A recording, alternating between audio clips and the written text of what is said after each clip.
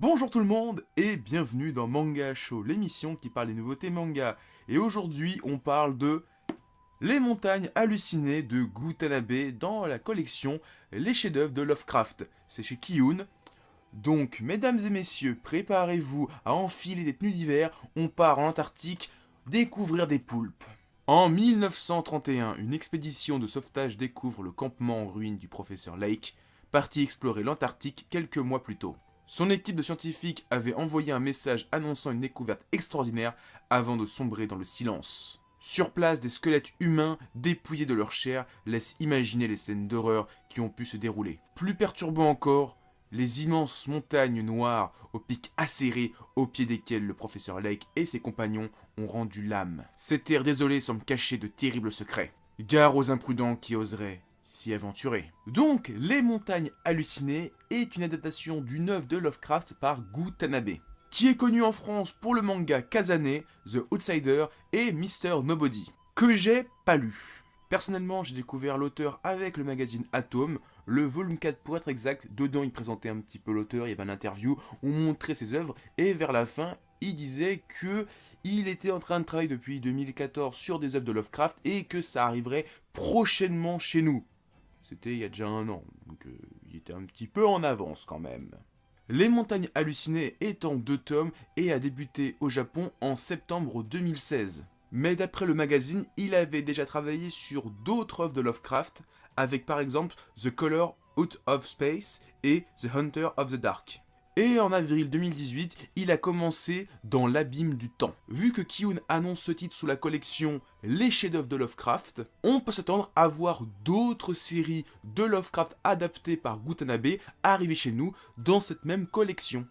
Alors, niveau histoire, donc on est sur une adaptation d'une œuvre de H.P. Lovecraft. Je pense que vous l'avez assez compris tellement j'ai répété ce mot qui est très compliqué à dire, qui est Lovecraft. Et Lovecraft, c'est quelqu'un de connu pour être le maître du surnaturel. C'est quand même lui qui est à l'origine du mythe de Cthulhu. Alors ici, dans ce premier tome, on n'est pas encore dans le surnaturel ni dans le fantastique. Mais il y a tout de même une putain d'ambiance. Comme tout se déroule dans l'environnement hostile qu'est l'Antarctique, et ben déjà il y a une certaine ambiance du fait que t'es pas dans un environnement que tu maîtrises, t'es dans un endroit sauvage. Il commence vraiment à y avoir du surnaturel vers la moitié du tome, quand on commence à découvrir des choses étranges. Et là encore, t'es pas forcément sur quelque chose de surnaturel. Même la découverte de choses qui pour nous est surnaturelle, ben pour eux c'est peut-être normal parce qu'ils vont en Antarctique découvrir des choses qu'ils ne connaissent pas. C'est pas une rencontre du troisième type ou d'une créature de la dimension de mes couilles en ski. Mais il y a tout de même une ambiance qui est posée durant toute la seconde moitié du tome. Bon, micro-spoil. Donc allez sur le timecode qui est indiqué pour pas vous faire spoil. Il y a un passage où des personnages découvrent quelque chose.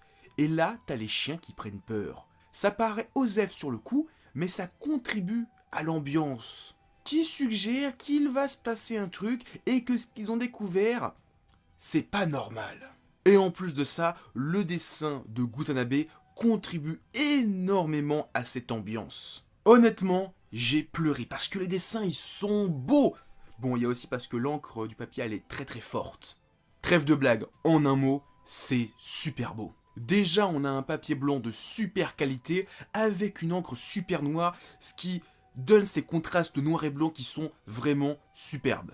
Vraiment, ce travail d'impression sublime le dessin de Gutanabe. Les décors de grottes obscures sont encore plus obscurs, et les paysages infiniment blancs de l'Antarctique sont éblouissants. Pareil pour les créatures qu'on pourrait qualifier de surnaturelles dans ce premier tome, elles sont juste sublimes.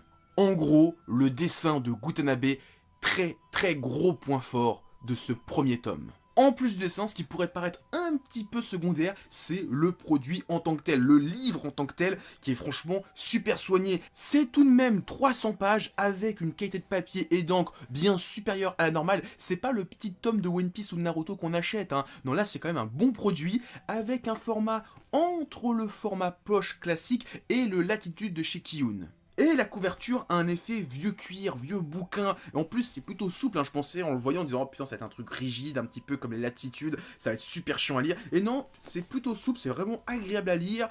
En plus de ça, bah, ça se remarque peut-être pas comme ça, mais en fait, tout ce que vous voyez décrit sur le bouquin, c'est pas un truc imprimé, c'est gravé. On a l'impression qu'ils ont retiré de la matière pour faire une sorte de gravure dans le cuir. C'est super beau, franchement, je trouve le produit super beau. Quand je vois ça, j'ai l'impression que Kiyun veut faire de la concurrence à Isan Manga, et ça, c'est pas bien. En conclusion, moi qui ne connaissais pas Lovecraft, enfin je le connaissais voilà de réputation, je voyais qui c'était, il avait fait Cthulhu, puis c'est tout, voilà, je n'avais jamais lu une seule de ses œuvres. Et bien là, j'ai découvert Les Montagnes Hallucinées, l'histoire est captivante, le dessin est monstrueux, et l'objet en tant que tel, franchement, le bouquin en tant que tel, waouh, franchement, c'est super bien. Là, Kiyun, vous avez fait, mais un boulot de monstre. Enfin bref, allez prendre ça, c'est une histoire en 2 tomes, allez prendre ça, c'est trop bien. Ça, faut prendre. Là, ça, faut vraiment prendre. Donc voilà, c'est tout ce que j'avais à dire. Avant de vous quitter, pensez à mettre plein de pouces bleus, partagez la vidéo et laissez des commentaires. Et surtout, en description de cette vidéo, vous trouverez des liens pour aller sur mon Facebook, mon Twitter et mon Discord. Allez, à plus tout le monde et continuez à lire des mangas.